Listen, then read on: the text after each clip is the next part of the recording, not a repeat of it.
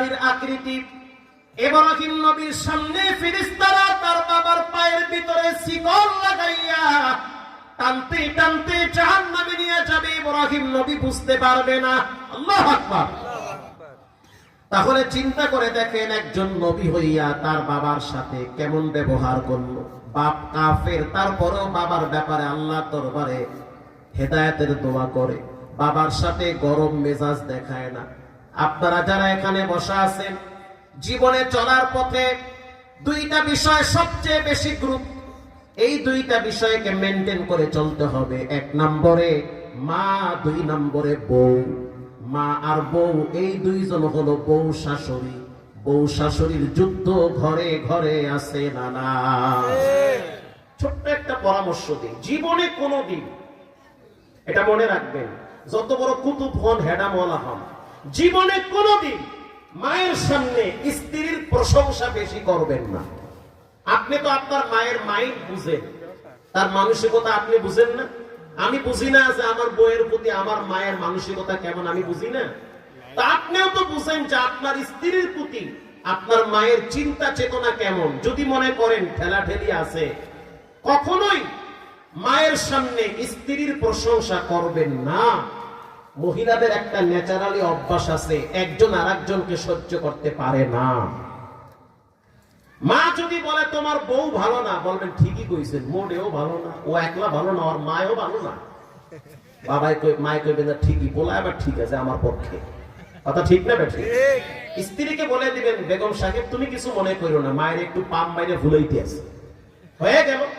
আপনি যদি মায়ের সাথে তর্ক লন, মা যদি বলে তোমার বউ বেশি ভালো না, দেখছি না কি করতে আছে, তোমার শালা আইলে ফ্রিজ থেকে মাছ গোস্ত নামাইয়া পাকায় খাওয়ায় আবার দিয়াও দেয়, কত কাহিনী করে, তোমার সংসার দ্বারে গোল্লায় উঠাইছে, কথা বল না? এরকম হয় অনেক সময়। তখন আপনি বলবেন ঠিকই বলছেন, ওর জ্বালায় আমার জীবন তেজপাতা, তোমার ধরো মা চিন্তা ভাবনা আর একটা আসি, একবার মা ঠান্ডা হয়ে গেছে, বাস ওকে ফাইন। আর যদি মায়ের সাথে তর্ক লন, ওই মা গোপনে গোপনে আরো দুই একজনকে বলবে আমার পোলারে বউরা কিনা নিছে, শ্বশুর বাড়ির মানুষ তাবিজ করছে, ও বউ আর শ্বশুর বাড়ি যারা কিছুই বোঝে না, পোলাটারে করছে নাকি। বউ শাশুড়ির যুদ্ধের কারণে আপনার জীবন তেজপাতা হয়ে যাবে। এদিকে স্ত্রীকে গোপনে বলে দিবেন তুমি কিছু মনে করিও না, মা বুড়া মানুষ, বুড়ি হয়ে গেছে, তার মানসিক অবস্থা দুর্বল হয়ে গেছে, বাচ্চাদের মতো হয়ে গেছে, যা বলো চুপচাপ মেনে নাও, ঠিক না বেঠি? একটু বলবেন, বাস মেনটেন হয়ে যাবে। আর মা বাবাকে সব সময় হাত খরচ দিবেন, এটা গুরুত্বপূর্ণ বিষয়। আব্বা আম্মাকে গোপনে পকেট খরচ দেন, এই জায়গাটায় কখনোই মা বাবার সাথে কৃপণতা করবেন না। গোপনে হাত খরচ দিবেন, গোপন দোয়া পাবেন, গোপন রবের বরকত পাবেন, গোপনে রব আর এক জায়গা থেকে ঠেলে দিবে। কারণ আপনার মা আপনার ঘরে থাকে, বাবা আপনার ঘরে থাকে, আপনার টাকায় চলে। আপনার মা বাবার মনে চায় তার অন্য দুই তিনটা মেয়ের বাড়ি বেড়াইতে যাইতে। আমার ভাষা আপনারা বুঝেন নাই? আপনার তো বোন আছে কয়েকটা, আমার দুইটা বোন আছে, আমার দিয়েই বুঝাই। আমার দুইটা বোন আছে, দুই বোনের ঘরে বাচ্চা কাচ্চা মাশাআল্লাহ কম না মেলা। এখন আমার তো মা 3 দিন পর পর বোনের বাড়ি দৌড় মারে, তো বোনের বাড়ি গেলেই তো নাতিরা জড়ায় ধরে, কি আনছো তুমি, তোমার পোলায় তো অনেক বড় বক্তা, কি আল্লাহ তুমি মোসারা কই। তখন যদি তার নানি কিছু দিতে না পারে, মনের ভিতরে কষ্ট পায়, কথা বল না কেন? তা আমার অর্থের থেকে কিছু অর্থ যদি মা বাবা গোপনে না পায়, এই অর্থ দিয়ে হবে কি? এত কষ্ট করে টাকা কামাই করে লাভ কি, যে আমার টাকা আমার আব্বা আম্মা যদি গোপনে কিছু না পায়? আপনার বাপ যখন বাজারে যায়, চায়ের দোকানে বসে, তার কি ফ্রেন্ড সার্কেল নাই? তারা তো বন্ধু বান্ধব আছে। গোপনে 500 টাকার নোট পকেটে ঢুকায় দেন, কারণ তারও মনে চায় গোপনে চায়ের দোকানে বন্ধু বান্ধবের চায়ের বিল দিতে। ওই 500 টাকা যে গোপনে দিয়া দিলেন, গোপনে রবের দরবারে কঠিন একটা দোয়া করবে, যেই দোয়ার বরকতে রব্বুল আলামিন অদৃশ্যভাবে রিজিকের ব্যবস্থা করে দিবে। আমি যেখানে জুমা পড়াই, অনেক মুরব্বীদের সাথে আমার বেশি সম্পর্ক, এই সুখ দুঃখের কথা বলে, তো দুই একজনের সাথে এত সম্পর্ক, আমি তাকে বলি এত সুন্দর জামাটা গায়ে দিয়ে আইছেন, এ জামা দিয়েছে কিনা? হুজুর আমার পোলায় বানাইছে, মার্কেটে গিয়ে আমার নিয়ে গেছে সাথে, সবচেয়ে দামি কাপড়ের জামা আমার আব্বারে পরাবো, আমার পোলা কলিজা, ও তো ফেরেশতার চেয়েও সম্মানী। এই কথা যদি বাপ ছেলের ব্যাপারে বলে, বুঝতে হবে ছেলে আল্লাহর ওলি। কে কি বললো, কে কি ভাবলো দেখার টাইম নাই। আমি আমার মা বাবার কাছে ভালো থাকতে চাই। ঠিক কথা আসতে বলবেন না, জোরে বলেন ঠিক না বেঠিক? কে কি বললো, কে কি ভাবলো, এটা দেখার বিষয় সবকিছু পরে। আমি আমার আব্বা আম্মার কাছে ভালো থাকতে চাই, তারা যেন এমন ভাবে মৃত্যুবরণ করে যে তারা আমার উপরে সন্তুষ্ট আছে। এজন্য রব্বুল আলামিন বলেন, ইয়াসআলুনাকা মাযা ইউনফিকুন। আল্লাহু আকবার। একজন সাহাবী এসে বলল, হুজুর আমার তো নতুন টাকা আসছে, মানে নতুন চাকরি, নতুন কাছে ফল, নতুন টাকা। কথা কি বুঝতেছেন? নতুন চাকরি পাইছি, এখন আমার টাকা আমি কই ব্যয় করব? আল্লাহ পাক বলে, নবী আপনি জানায় দেন, কুল মা আনফাকতুম মিন খায়রিন ফালিল ওয়ালিদাইনি ওয়াল আকরাবিন। টাকা পয়সা ব্যয় করার প্রথম খাত হলো মা আর বাবা। সুবহানাল্লাহ বলে। সুবহানাল্লাহ। টাকা পায়, নতুন চাকরি করতেছে, মাস শেষ টাকা পান 20,000, 30,000, 50, 1,000 টাকা আব্বারে দিলে কি হয়? চকচকে একটা নোট বাবার পকেটে ঢুকায় দেন, গোপনে দিবেন, আপনার ছেলে মেয়ে স্ত্রী কেউ যেন না জানে। আর আমি তো মনে করি প্রত্যেকটা যুবকের এক একটা গোপন ফান্ড থাকা দরকার। কথা ঠিক না? কেন ঠিক এটা বলতে সময় লাগবে, সংক্ষেপে বলি। আমার যেমন আমার দিয়ে বুঝে, আমার একটা গোপন নাই বাক্স আছে ছাত্র জীবন থেকে, নাই বাক্স, মানে ওই বাক্সের খবর পৃথিবীর কেউ জানে না। জানেন কে? কেউ জানে না। ও কত আছে, 500 হোক, 1000 হোক, 10,000 হোক, কেউ জানে না। এখনো যেমন কত কি কোথায় আছে, এটি সব ঘরের মানুষ জানে না। কেন জানে না? এই জন্য জানে না, আমার তো একটা ব্যক্তিগত লাইফ আছে, আছে না? আমাকে তো চলতে হবে আমার অনেককে নিয়ে। আমার মা আছে, বাপ আছে, বোন আছে, দুলা ভাই আছে, চাচতো ভাই আছে, মামাতো ভাই আছে, ফুফাতো ভাই আছে। কখনো কখনো তাদেরকে আমাকে দেখতে হয়, আপনাকেও দেখতে হবে। আপনার বোন অসুস্থ, ব্যাংকে টাকা আছে 1 লাখ, ম্যাডামও জানে, আপনিও জানেন। এখন মা ফোন দিয়ে বলছে যে তোমার বোন তো অসুস্থ, একটু সহযোগিতা করো। রক্তের তো টান, না দিয়ে পারবেন? কথা বল না, দিতে হবে। 10,000 টাকা হলেও দিতে হবে সহযোগিতার জন্য। একেবারে কম দিলেও তো 10,000 টাকা দেওয়া লাগবে।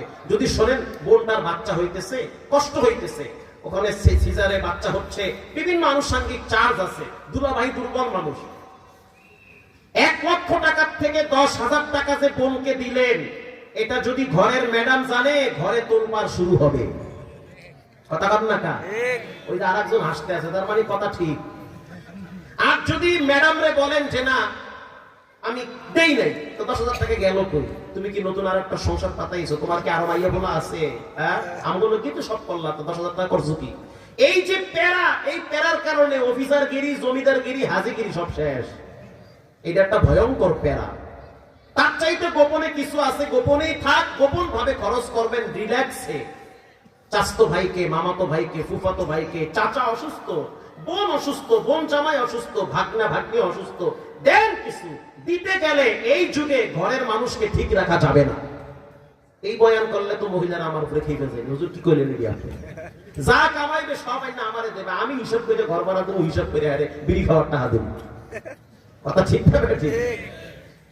প্রিয় ভাইরা আমার, এজন্য রব্বুল আলামিন বলেছেন টাকা পয়সা ব্যয় করার প্রথম খাত হলো মা বাবা। জীবনে যতদিন বেঁচে থাকেন কোনোদিন এই দুইটা জায়গায় বেয়াদবি করবেন না। রাসূল বলেছেন বিররুল ওয়ালিদাইন, মা বাবার সাথে যারা ভালো ব্যবহার করে রব্বুল আলামিন তাদের উপরে খুশি হয়। আমি আপনাদেরকে ছোট্ট একটা ঘটনা শোনায়া দোয়ার দিকে চলে যাব। রাসূলুল্লাহর প্রিয় সাহাবীর নাম হলো হযরত আলী। ওইগুলোর হিকায়াতে আছে হযরত আলী রাদিয়াল্লাহু তাআলা আনহুর চরিত্র ছিল, তিনি রাত্রি বেলা বাইতুল্লাহ তাওয়াফ করত।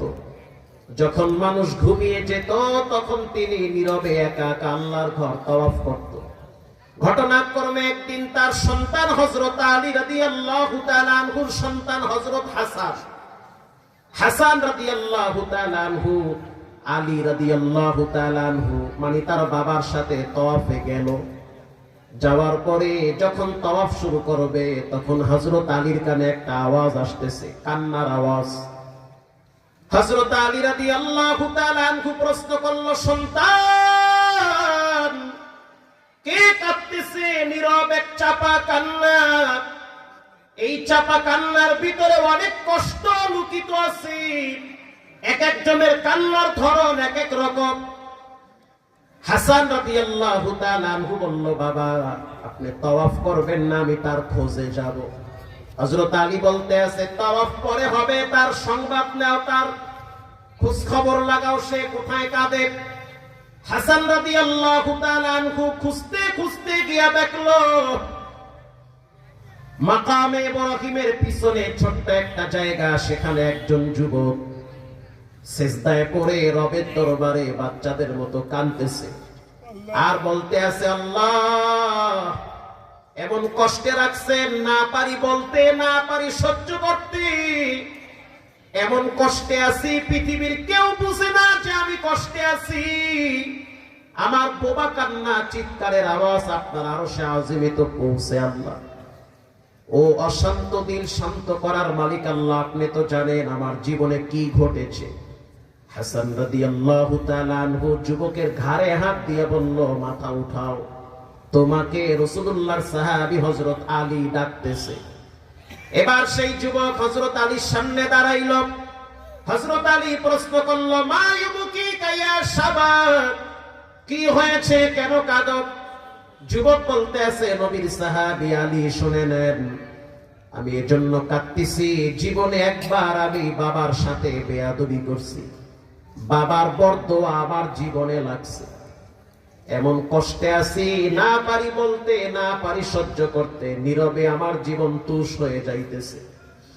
হযরত আলী বলতেছে, তুমি কি আরবি না আজমি? বলে আমি আরবি। তোমার বাড়ি কোথায়? বলে আমার বাড়ি মক্কা থেকে 3 কিলোমিটার দূরে। এই যে সামনে আগাইলে বাগানগুলা দেখতে পান, এগুলো হইল আমার বাবার বাগান। আমি আজ থেকে কয়েক বছর আগে মদ পান করতাম, বেলাইলে ছিলাম। মদ পান কইরা যখন ঘরে আসতাম, আব্বারে দেখতাম বারান্দায় বসে বসে কান্না করত আর বলতো, রব্বুল আলামিন এমন একটা সন্তান দিলেন যেই সন্তানটা নবীর জবানায় নবীর দেশে বসে বসে মদ পান করে। এটা বলার সাথে সাথে আমি আমার আব্বার উপরে চড়াও হইতাম, কারণ আমি তখন মাতাল ছিলাম। তখন আমার আব্বা বলতো, সন্তান সাবধান, এই জমিনে আবু বকর, ওমর, ওসমান, আলী, এই জমিনটা বড় দাবি জমিন, অথচ এই জমিনে দাঁড়ায় তুমি মদ পান করো, কলিজা কি একটা বারো কাঁপে না? আল্লাহর ধরার থেকে বাঁচতে পারবা না। এটা বলার পরে আমি আমার আব্বার উপরে খেজুর গাছের ঠাল ভাঙ্গা যখন পিঠের উপরে আঘাত করছি, আমার আব্বার পিঠে যখন আঘাত করলাম, বাবার পিঠের চামড়া গুলা ফাইটা আলাদা হয়ে গেছে।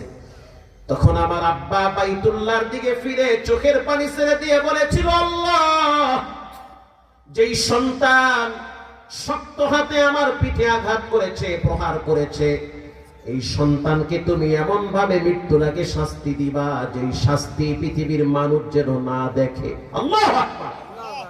হযরত আলী বলতে আছে, তোমার এমন কি কষ্ট, দেখি তো ভালোই আছো। এটা বলার সাথে সাথে যুবক বলতে আছে, আলী আপনি আমার পিঠের জামাটা উঠায় দেখেন। যখন পিঠের জামা উঠাইছে, তাকায় দেখলো সারা শরীরের ভিতরে ছোট ছোট ফোঁড়া। হযরত আলী বলতে আছে, ছোট ফোঁড়া ব্যথা করে, বলে মৃত্যুর যন্ত্রণা এর চেয়ে ভালো। আল্লাহু আকবার। আমি বুঝতে পারছি নিঃসন্দেহে এটা আমার আব্বার অভিশাপ। এজন্য একেবারে শেষ কথা হলো, মা বাবার সাথে বেয়াদবি করলে শাস্তি দুনিয়ায় পাওয়া লাগে।